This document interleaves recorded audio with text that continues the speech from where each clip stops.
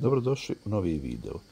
Novi video ćemo krenuti iz jednog rasada gdje ćemo izabrati neke sadnje za naš voćnjak. Dakle, izabrali smo jednu bresku, jednu kajsiju kojim ćemo obogatiti naš mali voćnjak. Kao što vidite, u našem voćnjaku već imamo posađene neke voćke, neke su već po par godina stare, dok je ovaj orah star preko 60 godina.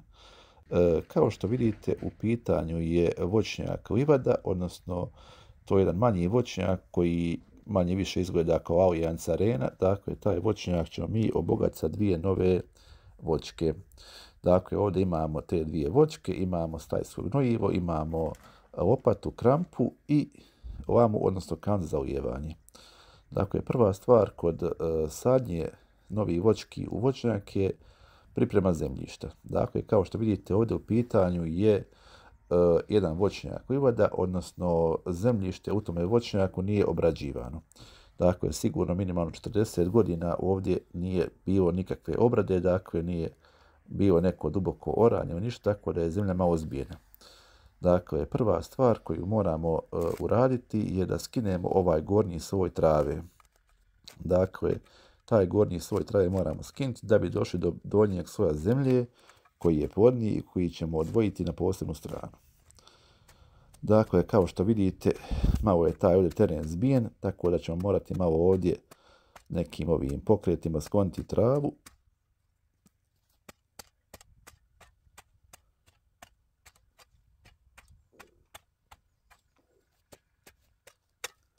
I evo ga, završili smo sa skidanjem ovog gornjeg sloja trave. Dakle, sljedeća stvar koju moramo raditi je da skinemo ovaj površinski sloj zemlje koji je najplodniji. Taj sloj zemlje ćemo odvojiti na jednu posebnu hrpicu, usput ćemo zemlju, pošto je, kao što vidite na videu, zemlja je malo zbijena, tako da ćemo je usput, kako je budemo vadili iz rupe, usitnjavati. Dakle, ovaj prvi sloj zemlje sadrži najviše humusa, odnosno to je najplodnije zemljište koje se nalazi. Obično to je neki sloj koji je prvih 20-25 cm. Moramo napomenuti da još rupa, odnosno jama koja se kopa za našu sadnicu, mora biti dubine nekih 50 cm, a dimenzije su isto tako 50 puta 50. Dakle, nakon što smo skinuli ovaj gornji sloj zemlje, prelazimo na skidanje drugog sloja zemlje koji ćemo odvojiti na posebnu stranu. Dakle, ovo je jako bitno, pošto ovaj prvi sloj zemlje koji smo odvojili ćemo staviti na dno jame, odnosno na korijen sami, a ovaj drugi sloj zemlje koji je malo manje plodna će nam koristiti za zagrtanje naše rupe. Dakle, ovako izgleda rupa. Ovdje imamo našu bresku koju ćemo posaditi. To je jedno mjesto kalemljenja koje je nekih 30 cm. Voćku stavljamo u rupu i vidimo da će ono potonuti. Dakle, ovaj kalem mora biti najmanje za dubinu jedne šake van zemlje. Dakle, koristimo metodu duplog stajnjaka. Dakle, prvo na dnu jame ubacujemo stajnjak, 1, 2 ili 3 lopate, zavisi koliko nam treba.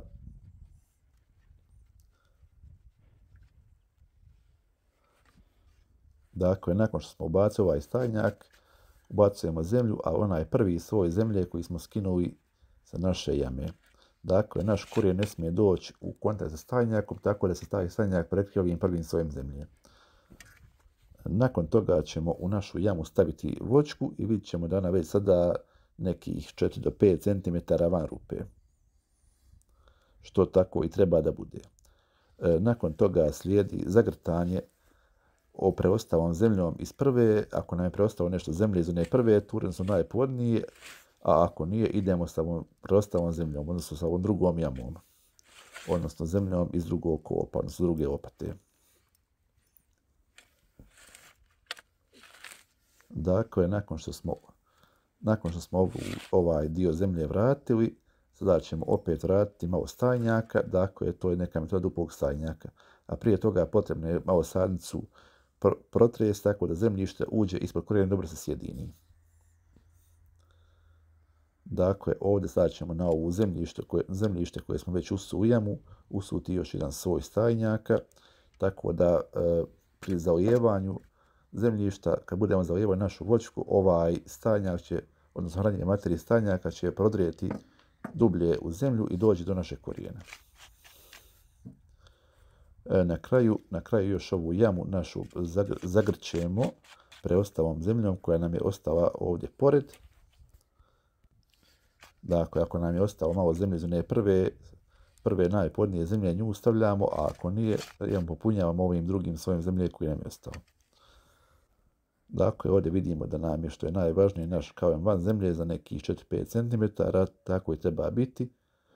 Sljedeća stvar koju moramo raditi, tako da malo možemo i nogama prohodamo oko naše sadnice i zbijemo zemljište oko same sadnice.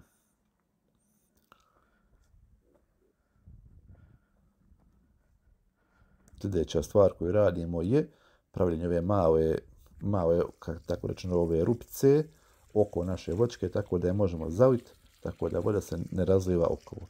Potrebno je zaviti sa nekih 10 do 15 litara vode, tako da se sve naše komponente koje smo bacili jako dobro sjedine i samim tim ćemo završiti naš video. Ovdje vidite također da je naša sadnica skraćena, odnosno skratili smo je vrh, tako da se može bolje razvijati i da bude ujednačenija.